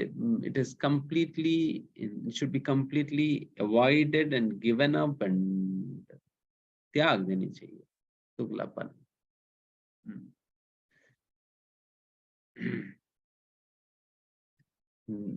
One should own the responsibility of whatever he is. जो कुछ भी वो है, उसी प्रकार से, है ना। सो अननेसेसरली हमें कुछ और करके दिखाने से क्या फायदा, क्या फायदा। देखिए, you can, one can cheat one for some time. One can cheat everyone for some time, but one cannot cheat everyone for all the time. हम सभी को हमेशा धोखा नहीं दे पाएंगे ना। एक न एक दिन तो हमारा वेश निकल ही जाएगी, तो फिर अपना असलीपन तो लोगों को दिख ही जाएगी। क्यों हम केवल लोगों को इम्प्रेस करने के लिए नाटक करें। सी, हमेशा यही बात ध्यान रखे कि there is no point in impressing this material world. इस भौतिक दुनिया में लोगों को इम्प्रेस करके कोई फायदा नहीं मिलने वाला है। क्योंकि आगे जाकर कोई हमें ऑस्कर, नोबेल अवार्ड तो नहीं देंगे। अरे तुमने जबरदस्त एक्टिंग कर दी, आकर मिलने वाला तो नहीं है। तो फिर उनको इम्प्रेस करके क्या फायदा होने वाला। If you were to impress someone, impress your guru, impress your Lord, भगवान को इम्प्रेस करो, उनको इम्प्रेस करो, देन फिर वो दुगलापन खत्म हो जाएगी। आप अन्यों को इम्प्रेस करने का प्रयास करेंगे तो दुगलापन या कपटता, मतलब कपट करना ही पड़ता है, कर ही लेता है व्यक्ति। जब किसी और को इम्प्रेस करने का प्रयास करें तो कपट कर लेता है, कुछ और अपने आप को दिखाने लग जाता है। देन इसलिए हम बाकी और किसी को इम्प्रेस करने का प्रयास करने के बजाय हम भगवान को इम्प्रेस करें, भगवान को इम्प्रेस करें। और भगवान को इम्प्रेस करने का प्रयास करेंगे तो उसी प्रयास में बाकी लोग भी इम्प्रेस हो जाएंगे कि दिस इज साइड रिजल्ट। बाकी लोग, मतलब जो डेफिनेटली सभी लोग तो इम्प्रेस नहीं होंगे, कम से कम जो अच्छे लोग वो तो समझ जाएंगे, वो तो समझ जाएंगे। इसलिए सारा दुनिया को इम्प्रेस करने का प्रयास करेंगे तो पागल हो जाएंगे हम लोग। We will become simply mad. अगर सभी को ही आप इम्प्रेस करने का प्रयास करेंगे तो don't get into that useless business. Rather, simply impress spiritual master, simply impress Krishna. Then फिर कोई दुगलापन नहीं है ना। क्योंकि कृष्ण के सामने क्या दुगलापन करेंगे, बिकॉज वो हमारे हृदय के अंदर बैठा हुआ है, वो अंदर ही बैठा हुआ है। तो वो तो तुम्हें स्कैन करके रिपोर्ट दे देंगे, अरे तुम्हारी रिपोर्ट ये है, नाटक मत करो ज्यादा मेरे सामने, तो फिर वो दे देंगे। तो फिर वहां पर कुछ चलेगा ही, तो फिर वहां पर तो कोई जो व्यक्ति समझ लेता है कि भगवान परमात्मा के रूप में मेरा अंदर ही है, देन फिर वो ऐसा नाटक भी नहीं करेगा भगवान के सामने। इसलिए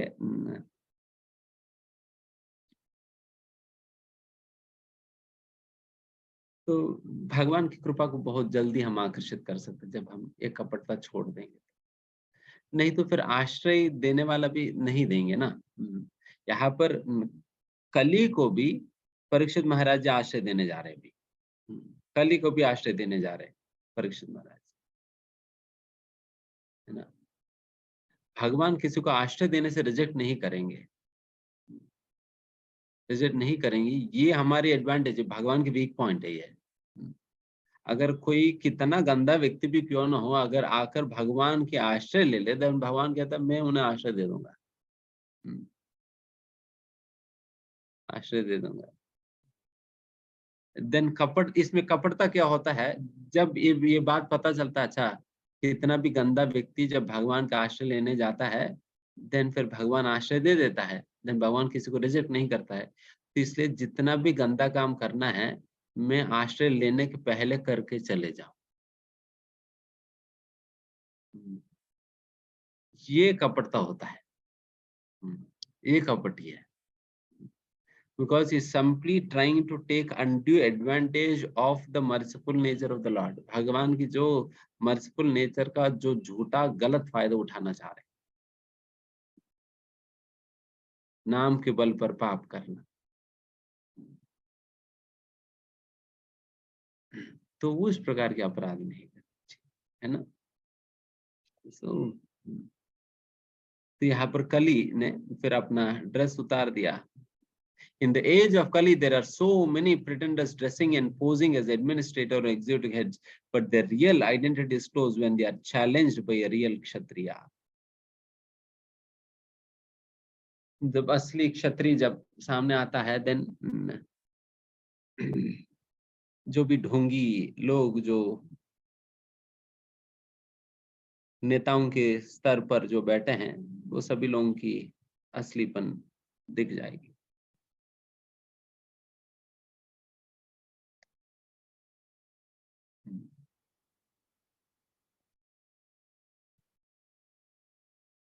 क्योंकि असलियत में कभी भी कोई क्षत्रिय चाहे कुछ भी हो जाए, वो किसी के सामने झुकता नहीं है। यहाँ पर कली परीक्षित महाराज के सामने झुक रहे हैं, इसका मतलब वो क्षत्रिय ही नहीं है, वो केवल क्षत्रिय के वेश में थे। चाहे जान मतलब प्राण भी चले जाए, फिर भी वो झुकेगा नहीं। क्षत्रिय मतलब असली क्षत्रिय कभी झुकेगा नहीं। यहाँ पर झुक रहे हैं, तो इसमें लोग असली क्षत्रिय नहीं, इसलिए वो दिखा दे रहे हैं भगवान को, वहां पर इनको भी, परीक्षित महाराज को भी, देखिए मैं असली क्षत्रिय तो नहीं हूँ, मैं वैसे ही कपड़ा पहना हुआ था, भी निकाल दिया, मैं असली क्षत्रिय नहीं, करके फिर वो झुक जा रहे हैं। वो अपना जो वेश था वो खत्म कर दिया।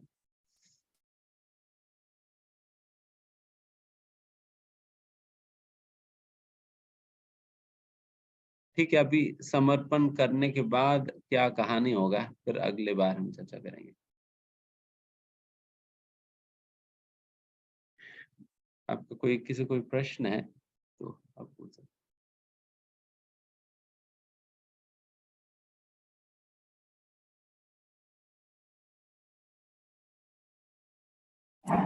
दिनेश प्रभु जी, आप अपना प्रश्न पूछ सकते हैं।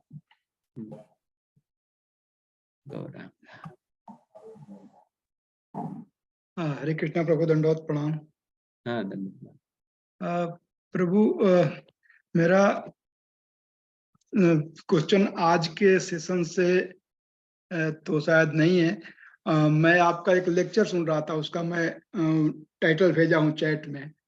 आज दिन में मैं सुन रहा था, तो उसमें आप बहुत ही मतलब जोर दे करके बोले हैं कि मतलब बेड पे चैंटिंग नहीं करना चाहिए, तुलसी को साथ में रख के चैंटिंग करना चाहिए, और वो मेरे लिए तो अभी शायद बेड ही सबसे मतलब शुद्ध चीज है। और जैसे मैं प्रभुपाद की स्मॉल बुक्स पढ़ता हूँ, तो जैसे मैं पहले सोमवार व्रत या नवरात्रि या शिवरात्रि करता था, तो धीरे धीरे विरक्ति तो ले रहा हूँ उन चीजों से, लेकिन क्या मैं करता हूँ, जैसे लास्ट टाइम शिवरात्रि थी तो उस दिन 16 माला कर ली। अभी नवरात्रि चल रही है तो मतलब 5 माला कमिटेड है मेरी, 11 माला 16 माला ऐसे कर, मतलब कुछ जब नहीं कर रहा हूँ व्रत तो कुछ। बट थोड़ा मेरे को इस एक चीज और है, एक लास्ट क्लास में आप नहीं थे तो गौर रसराज प्रभु जी थे, तो उस टाइम मेरे को मैं हाथ मतलब हैंड राइज किया था, बट मेरे को चांस नहीं मिला था क्वेश्चन पूछने का, इसलिए मैं वो क्वेश्चन पूछ रहा हूँ दोबारा से। प्रभु ने बोला था कि जैसे हम चैंटिंग कर रहे हैं, भगवान की भक्ति कर रहे हैं, कोशिश कर रहे हैं, मैं तो हमेशा बोलता हूँ कोशिश कर रहा हूँ, तो कुछ अगर भौतिक चीजों की आशा करके करते हैं तो वो सही नहीं है, वो हमको भी लगता है सही नहीं है। लेकिन जो मैं अपनी बात बता रहा हूँ प्रभु जी, मैं बस हमेशा अभी यही सोचता रहता हूँ कि प्रभु कुछ ऐसा करें कि मेरी भक्ति, जैसे बोलते हैं ना हम गृहस्थ हैं तो टीम वर्क हो जाए, ये तो मेरा मतलब आसक्ति है या कुछ भी है। ये सोचता हूँ कि या तो भगवान जरूर इसमें कुछ मटेरियल चीज भी है, और या तो उस लेवल का भ्रष्ट कर दें कि हम उस लेवल का डिसीजन भ्रष्ट कर दें, या स्ट्रांग कर दें कि उस लेवल का हम डिसीजन ले लें और हम टीम वर्क स्टार्ट कर दें। प्रभु जी लंबा मैंने लिया, थोड़ा सा प्रकाश डालिए आप प्लीज। हाँ, जो भक्ति के लिए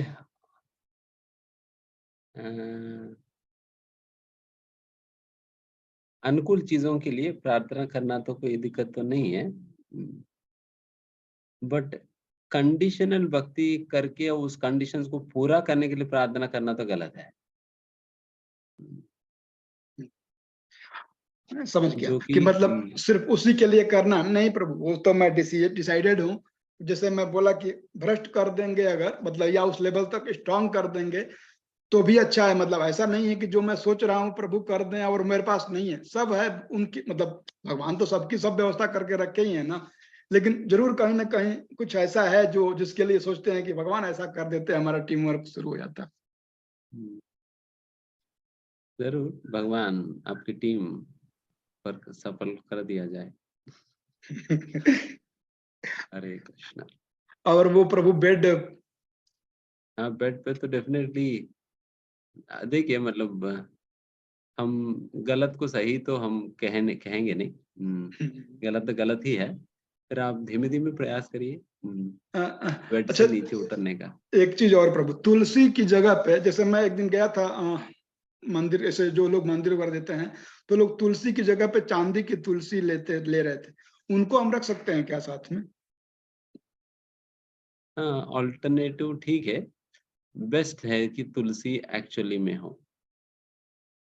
मैं तो सारा तो मैं एक कोशिश मिक्सचर करूंगा हो जाएगी। जमीन पे बैठ के करने की, और तुलसी भी रखने की कोशिश करूंगा। हाँ, very good good. Hare Krishna Prabhu, दंडवत प्रणाम। Thank you Dinesh Prabhu for your question. Abhay Prabhu आप अपना प्रश्न पूछ सकते हैं। हरे कृष्णा प्रभु जी, दंडवत प्रणाम। प्रभु जी, जैसे आप बताया है कि जब भगवान को कंस मारने जा रहे थे, मतलब ऐसा था, तो देवकी माता जी चिंता हो गई थी। तो क्या उनको, देवकी माता जी को नहीं पता था क्या कि वो लोग भगवान है, उनको मतलब कोई नहीं मार सकता है?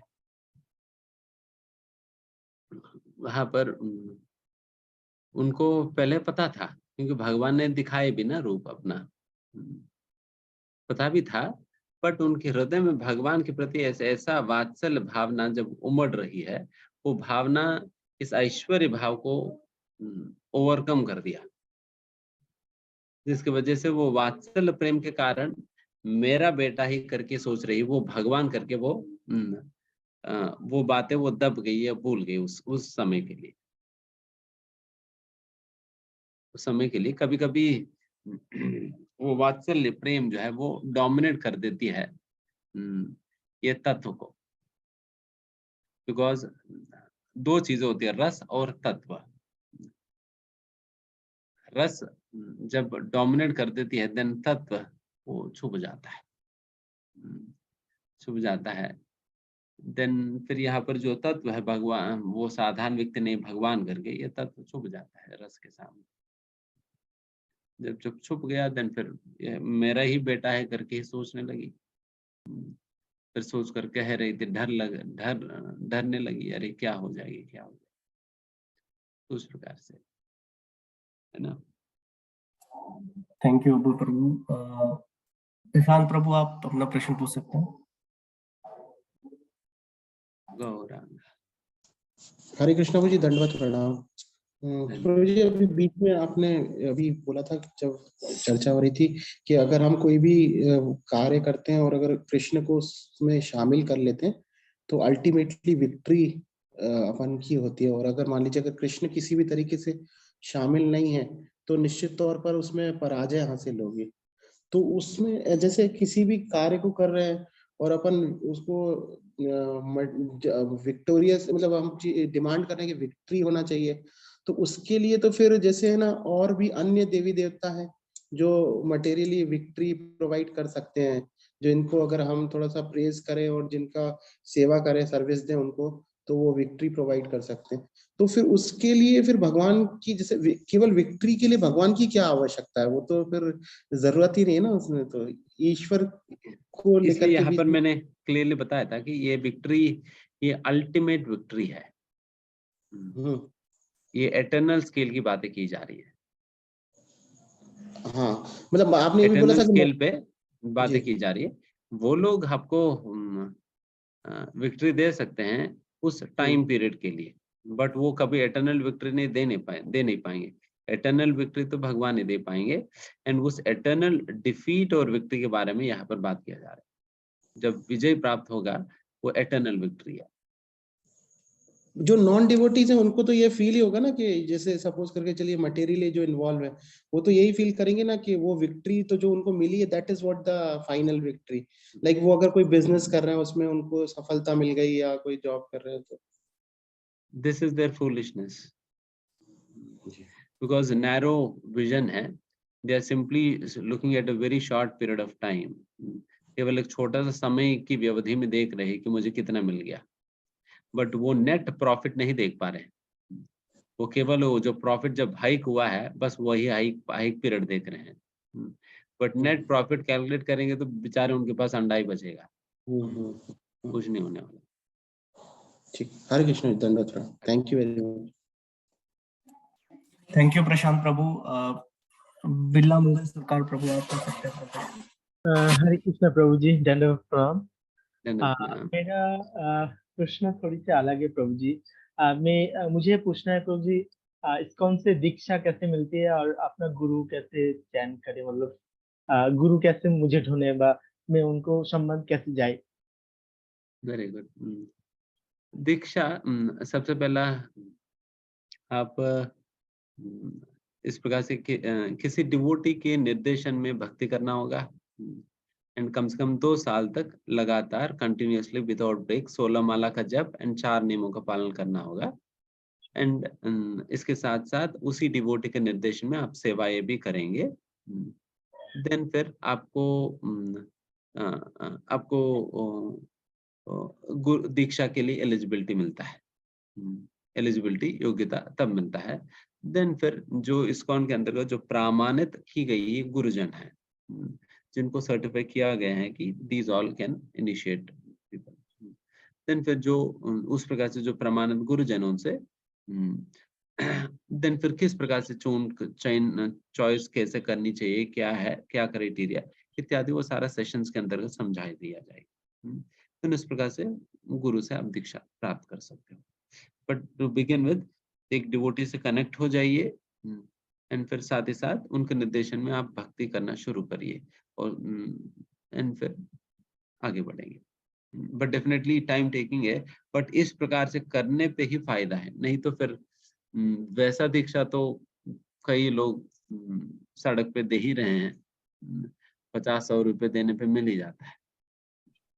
बट फिर उसी प्रकार का सस्ता माल मतलब सस्ता ही रहेगा, चीज भी सस्ता रहेगा। जी प्रभु जी, और एक सवाल ये है, हम लोग अगर कोई जैसे मैं अभी भगवत गीता पढ़ रहा था, और अभी चैतन्य अमृत, अभी मैं विधुर नीति भी खत्म किया, लाइक हाँ? विधुर विधुर जो महाभारत में 2 कैरेक्टर मुझे सबसे अच्छा प्रिय है, एक भगवान श्री कृष्ण, दूसरा है विधुर, महात्मा अच्छा, विधुर। विदुर, हाँ, यस यस यस यस। तो जो पहला, जैसे वी आर वर्किंग समवेयर, हमारा फैमिली है, परिवार है, सो वो शुरू से ही बताया 4 नियमों का पालन करना है। एक है धर्म, अर्थ, काम एंड मोक्ष। मतलब ये आपको उसके बाद जाएगा, पहले आपको एजुकेशन लेना है और काम करना है, अर्थ इनकम करना है, देन आपको काम, देन आपको मोक्ष के लिए सोचना है। यस तो यस। प्रभु जी, बट हम लोग जैसे वेदांत में आते हैं, तो इसमें कैसे मैनेज कर सकते धर्म, माने भक्ति और कर्म? यस, सबसे पहले मैनेज करने के लिए फर्स्ट चीज जो होनी चाहिए, हमारा लक्ष्य क्लियर होना चाहिए। अगर आपका गोल फिक्स नहीं है, देन डायरेक्शन कभी पता नहीं चलेगा। Direction that is a second step. First step यही है कि लक्ष्य क्लियर होना होगा, मुझे पहुंचना कहाँ है, what is it that I want in my life. पहले ये क्लियर होगा, देन फिर आपको डायरेक्शन पता चल जाएगी। डायरेक्शन पता नहीं भी है ना, तब भी आप पूछ सकते हो, मुझे दिल्ली जाना है, इस्कॉन मंदिर जाना है, बताओ रास्ता, देन लोग बता देंगे। बट आपको अगर पता ही नहीं कि दिल्ली इस्कॉन टेम्पल जाना है, देन पूछेंगे क्या? देन आप खुद कंफ्यूज रहेंगे, मुझे लोटस टेम्पल जाना है, इस्कॉन टेम्पल जाना है, कुतुब मीनार जाना है, पता नहीं, देन क्या रास्ता पूछेंगे? तो मोस्ट ऑफ द टाइम लोगों की समस्या यहाँ पर होता है कि उनके जीवन का लक्ष्य क्लियर नहीं, उनको करना क्या है, करना क्या है नहीं क्लियर है। अगर ये क्लियर है, देन ऑटोमेटिकली आपको डायरेक्शन पता चल जाएगी, एंड उस डायरेक्शन के अनुसार आपको बैलेंस अपने आप हो जाएगी। बैलेंस क्या है? जब उस लक्ष्य तक पहुंचना है तो रास्ता में चलना ही है ना, चलना ही है, फिर और क्या balance? It is all spiritual life, nothing material. आधा अधूरा रखेंगे तो फिर आधा अधूरा ही रहेगा, फिर 50-50 बिस्किट जैसा हो जाएगी लाइफ। वैसा नहीं करना है। Okay, yes. Thank you Birla Mangal प्रभु for your question. Amit Singh प्रभु जी। Short and quick.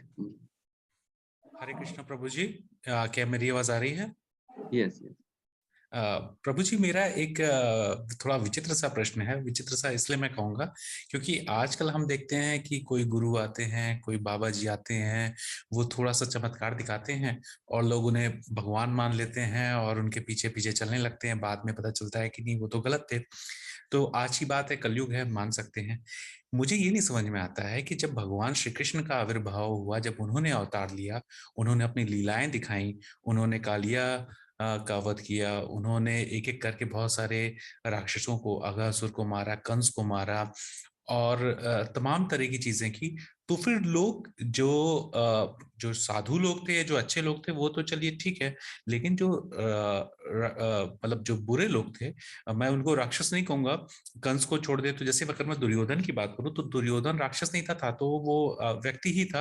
वो कैसे नहीं समझ पाया? और स्पेशली दो चमत्कार तो उसने अपने जीवन में ही देखे थे। पहला जब जो है द्रौपदी की श्री कृष्ण भगवान ने रक्षा की थी, और दूसरा जब श्री कृष्ण भगवान शांति दूत बनकर के कौरवों की सभा में गए थे और उन्होंने अपना विराट मतलब एक बड़ा स्वरूप दिखाया था, जब दुर्योधन ने उन्हें बंदी बनाने की कोशिश की थी। इसके बावजूद भी वो कैसे नहीं, उस समय के लोग कैसे थे कि ये समझ नहीं पाए कि ये भगवान है। बार बार वो बता रहे हैं कि मैं भगवान हूँ, फिर भी वो कैसे नहीं समझ पाए जी? यही मेरी जिज्ञासा है प्रभु ji. Thank you, nice question.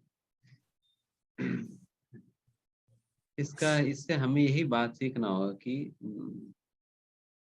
भगवान दिख भी जाए और हमारी आंखों के सामने लीलाएं भी करे, बहुत बड़ा मैजिक भी कर ले, फिर भी हम भगवान को भगवान के रूप में स्वीकार नहीं कर पाएंगे। लेकिन कई बार लोग कहते हैं ना भगवान दिख जाए करके, यहाँ पर भगवान दिखना क्या, पूरा नाटक भी कर दिया जी, पूरा ड्रामा कर दिया उनके सामने, बट फिर भी नहीं मान रहे थे। इसलिए जिनको नहीं मानना है, भगवान सामने प्रकट हो भी जाए और भगवान लीलाएं भी करे, बड़े बड़े मैजिक भी कर ले, फिर भी नहीं मानेंगे। जिन्होंने ठान लिया कि मुझे नहीं मानना। प्रभु जी, दुर्योधन तो मूर्ख था, लेकिन शकुनी भले ही वो निगेटिव चीजें उसमें ज्यादा थी, लेकिन था तो वो भी बुद्धिमान। वो उस टाइप का व्यक्ति भी नहीं समझ पाया भगवान को। ये कितनी बड़ी, मतलब मुझे इस बात में आश्चर्य होता है। आज तो कहीं कोई भी जो है थोड़ा सा भी चमत्कार दिखा दे, सब उसी को भगवान मानने लगते हैं। देखिए, भगवान को नहीं मानने की बात भी नहीं है, उनको कई लोगों को तो पता भी है भगवान है करके, बट जी फिर भी क्या करे, जैसे धृतराष्ट्र के विषय में मैंने कहा ना, धृतराष्ट्र को ऐसा नहीं पता था, धृतराष्ट्र को पता था क्लियरली कि ये जी कृष्ण कोई साधारण व्यक्ति नहीं है, भगवान है। जी बट समस्या है कि ये भगवान होना नहीं होना, पता होना नहीं होना बात नहीं है, मेन है कि he is so attached to his material things, अपना पुत्रों से, राष्ट्र से इतने आसक्त था कि ये सत्य को स्वीकार ही नहीं कर पा रहे थे हृदय में। जी जी प्रभु तो जी। ये आसक्तियां जब तक खत्म नहीं होंगी या उसको मिनिमाइज नहीं करेंगे, तब तक आंखों पे पट्टी ही बंधा हुआ है। भगवान सामने आकर लीलाएं भी करे, फिर भी हम नहीं स्वीकार करें। जी जी प्रभु जी, यही कारण रहा होगा। मेटेरियल अटैचमेंट है जी ना? ठीक है प्रभु जी। मृदु भाषिता माता जी। हरे कृष्णा प्रभु जी, दंडवत प्रणाम। धन्यवाद प्रभु जी, अभी मेरा क्वेश्चन है, पर प्रभु जी अभी इससे पहले जो प्रभु जी ने आंसर क्वेश्चन पूछा था, मेरे शिक्षा गुरु ने बताया था, दुर्योधन इसलिए कृष्ण को नहीं पहचान पाया क्योंकि दुर्योधन के लाइफ में कोई गुरु नहीं थे और अर्जुन के लाइफ में गुरु थे, इसलिए उन्होंने भगवान को पहचान लिया। जब तक हमारे जीवन में गुरु नहीं होंगे, हम चाहेंगे भी तो भगवान को नहीं पहचान पाएंगे, चाहे भगवान हमारे सामने साक्षात खड़े हों। तो गुरु का होना बहुत जरूरी है। धन्यवाद प्रभु जी। प्रभु जी, मेरा क्वेश्चन ये है कि प्रभु जी, हरे कृष्ण महामंत्र जो नाम मंत्र है, महामंत्र है, ये हम बोलते हैं और मेरी दीक्षा अक्टूबर में, कार्तिक में हो जाएगी प्रभु जी। तो बस मुझे ये पूछना है कि जब यही नाम गुरु देंगे, अभी तो हम यही नाम बोल रहे हैं, और यही नाम गुरु देंगे तो इसकी महत्ता ज्यादा बढ़ जाएगी, ऐसा क्यों है प्रभु जी? और कहते हैं गुरु का दिया हुआ मंत्र बहुत तेज तेज नहीं बोलना चाहिए, पर हम तो महामंत्र बहुत तेज तेज बोलते हैं कि हमारे साथ आमने सामने जितने भी लोग हैं सबको सुनाई दे। तो मैं ये अंतर जानना चाहती हूँ प्रभु जी।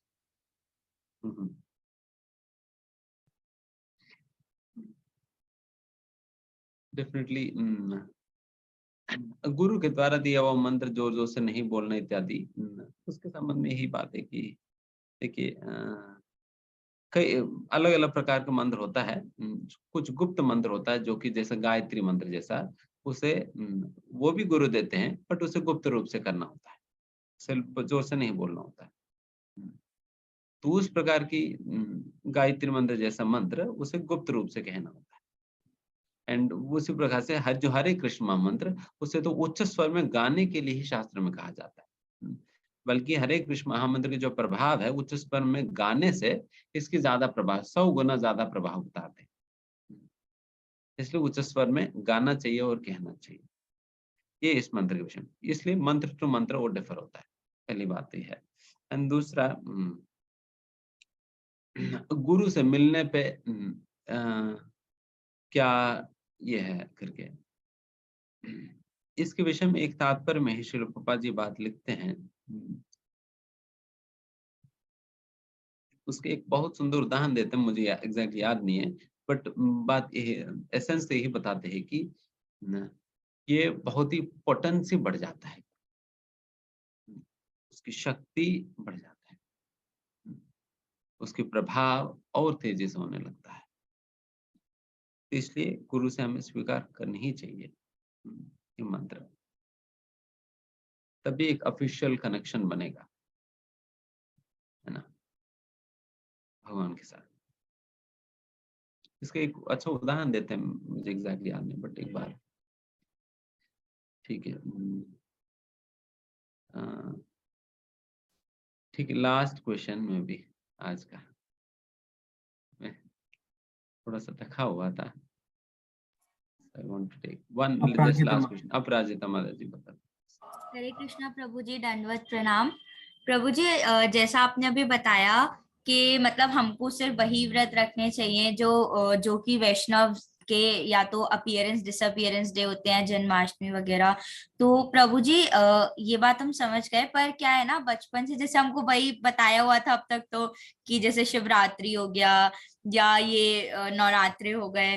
तो प्रभु जी, मैंने इस बार जैसे शिवरात्रि का फास्ट रखा, पर इस बार मैंने इस इंटेंशन से रखा कि क्योंकि भगवान शिव जो है वो परम वैष्णव हैं और उनकी ब्लेसिंग्स जरूरी हैं ताकि हमारी कृष्ण भक्ति बढ़े। तो प्रभु जी, क्या वो ठीक है? हाँ, वंडरफुल, बहुत अच्छा है, उसमें कोई दिक्कत नहीं है। समझ अच्छा सही होनी चाहिए, जैसा आपने समझा ना, उस प्रकार के समझ के साथ किया जा सकता है। जैसे मतलब ये विधि भी है। हरिनाम चिंता में हरिदास ठाकुर ये बात कहते हैं कि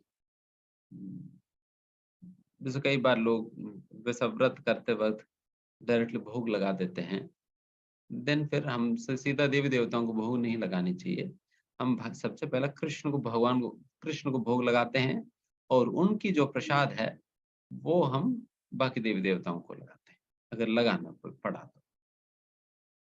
कई बार कई घरों में ऐसा कुछ आचार व्यवहार करते हैं, फिर वो समय फिर अगर आपको लगता है नहीं वो छोड़ना मुश्किल है, देन फिर इस प्रकार से करना पड़ेगा। पहले भोग लगाइए भगवान कृष्ण को, देन फिर कृष्ण खाने के बाद जो प्रसाद बनता है वो प्रसाद आप देवी देवताओं को खिला सकते हो, सीधा देवी देवताओं को नहीं लगाना चाहिए।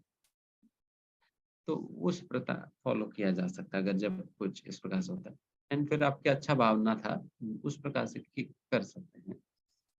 शिव जी परम वैष्णव, उनकी हमें आशीर्वाद चाहिए, उनको प्रसन्न करने के लिए हम उपवास और एक्स्ट्रा कीर्तन भजन करेंगे। ठीक, धन्यवाद। ठीक है, धन्यवाद। हरे कृष्णा। प्रभुपाद की जय।